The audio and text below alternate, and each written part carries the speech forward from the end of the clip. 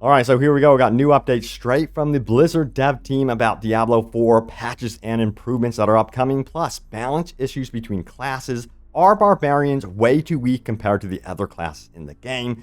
Is there any truth to this? Plus new tools you can use right now to excel in Diablo 4. These are really cool. Those are going to be later in the video, but let's get into the official stuff right now, straight from the community manager. Says this: hey everyone, we wanted to provide an update on some of the items we commented on earlier regarding queues and top issues we are tracking. Last night, the team pushed a few back-end server hotfixes to address server stability and issues related to player parties that we reported on yesterday evening. This has led to significantly improved queue time, so players should be experiencing much shorter waits to get into the game. As of this morning, we are tracking a new issue related to some console players unable to get through queues. We are also continuing some work on a few issues from last night and this morning that are affecting a small number of users. The team will continue tracking these throughout the day, and we will provide another update later this afternoon once we have more information. And they also go on to say they love the feedback and the help we are providing by providing that feedback. Now, we have some more questions from the community as well. Check it out right here. It says, any news on the infinite queue loop on consoles? Still hammering it. It is top priority. So yes, that is definitely their top priority. And if you're wondering what exactly they're tracking right now for future patches and updates, here are the specifics. We have graphical issues with a specific cutscene, in-game voice chat problems, performance optimization coming to all platforms, the play tab not working, also those queues, localizations, and co-op having some issues as well. So those are the current issues that are currently ironing out, and we should be expecting some patches and updates. Maybe server side, maybe an actual patch that does release. But also we have this right here. John Pep says this: please look into the memory leaks or problems with the RAM. I just blue screen after teleporting to Kevo due to memory issues. 16 gigabytes of RAM, so there's no excuse that should be happening. Now, Adam Fletcher, community manager, goes on to say this: that's on the list. It's in the post tweet you are replying to. So yes, they're also looking into the memory leak issue on PC.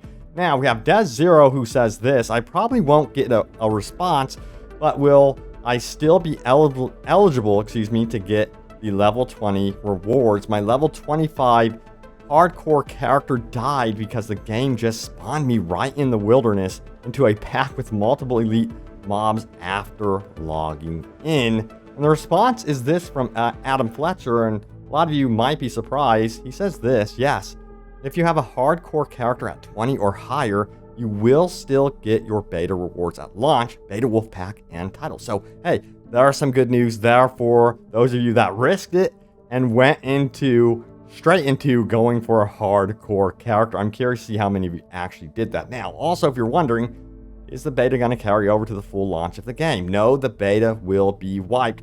So when the full launch does happen, you will have to start over. So yeah, I guess this is a test phase for you all when it comes to planning your build for launch. I think that's pretty cool. I think it's no big deal anyway.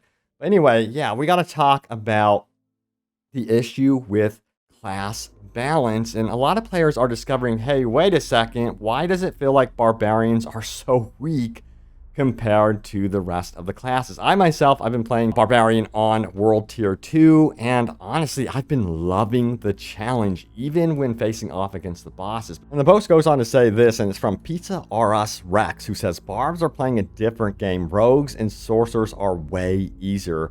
Goes on to say, I've always mained melee classes and sucked with ranged. After trying all three classes, I could definitely say that I had by far the hardest time with Barbarian. Even if I was more comfortable, I had to pay a lot more attention to boss mechanics when compared to Sorcerer and Rogue, since they can deal damage from range and just avoid mini attacks easily by outranging them. That being said, I enjoy being challenged by an ARPG. This never happened at earlier levels. I died twice with my Barbarian before reaching level 20. I love it. So yeah, there's also some more concerns later on in this thread. We have Caregiver Beautiful, who goes on to say this right here: all the people saying barbs are fine haven't reached the Denmother.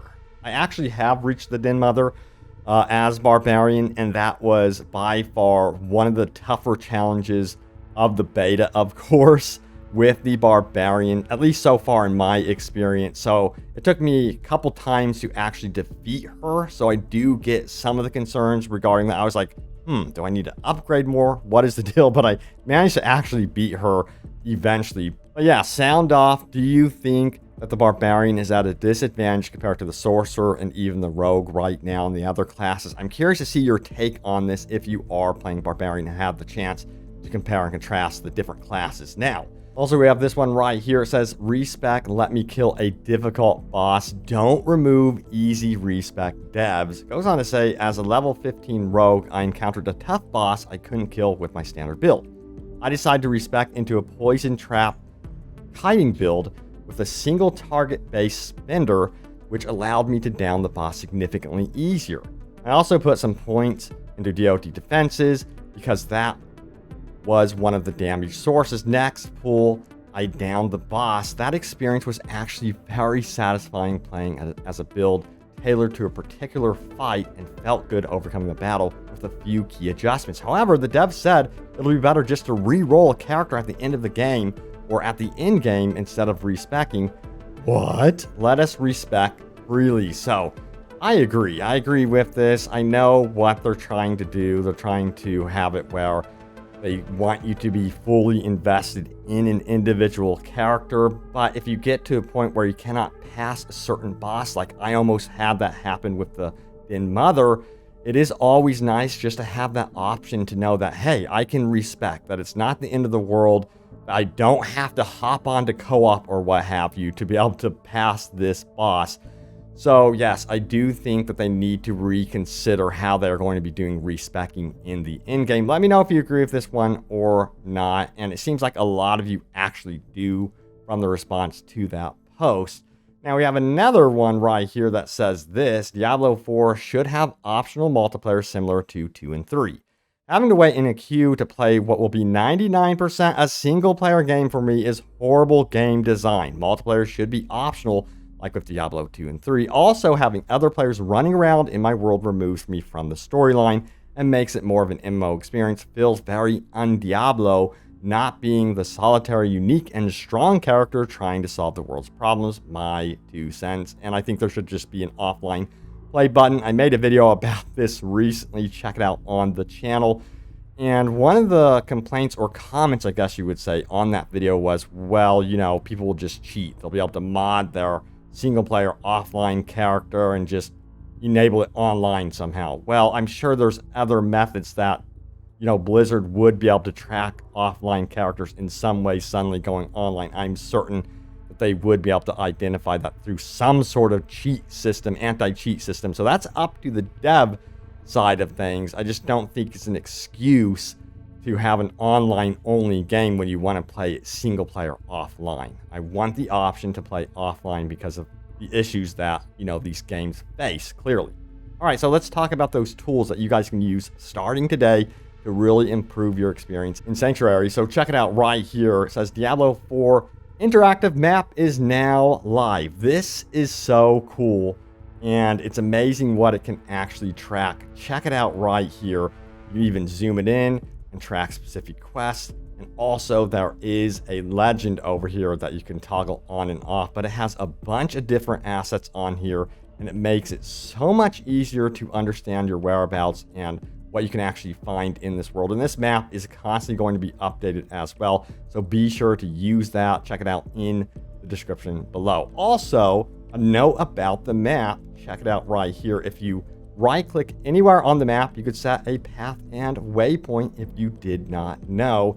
And if you enter a dungeon, maybe you know this or not, at the end of the dungeon, if you open up the map and you go to the entrance of the dungeon on your map and click on it, you have a way of quickly exiting that dungeon instead of pathing yourself all the way back through the dungeon. But I'm sure most of you know that, but maybe some of you that are new to Diablo don't know that at all.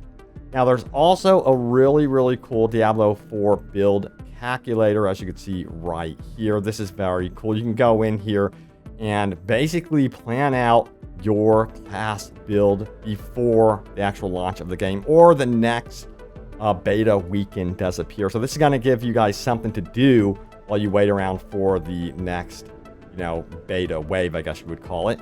So yeah, that's going to be cool. So check that out in the description below as well. Some cool builds you can actually discover through that tool. All right, so now it's time to go over your top comments. Remember, leave a comment down below. It could end up right here in the video. So my most recent video was this one right here. It says, "Dear Blizzard, I fixed Diablo 4 for you." I basically talked about how there just needs to be an offline play option. Like, it's that simple.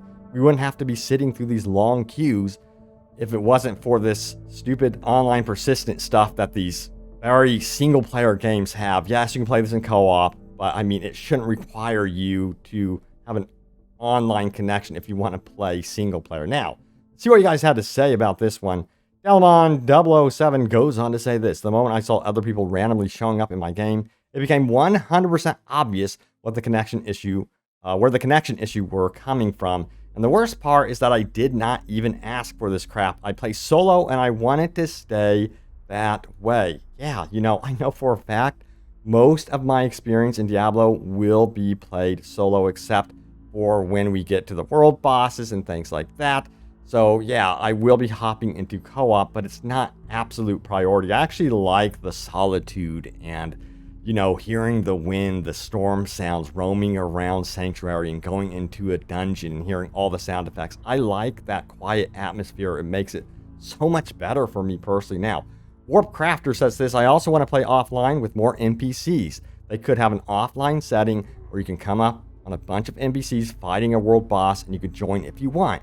They have offline play for Diablo 2 Resurrected." See what I'm talking about? It is possible. So, you know, I got some comments saying it's not possible, they could never do that because of cheating and so on and so forth. And honestly, that's eye-rolling to me. This is very possible. There's different anti-cheat methods they could do instead of having it persistent online elements.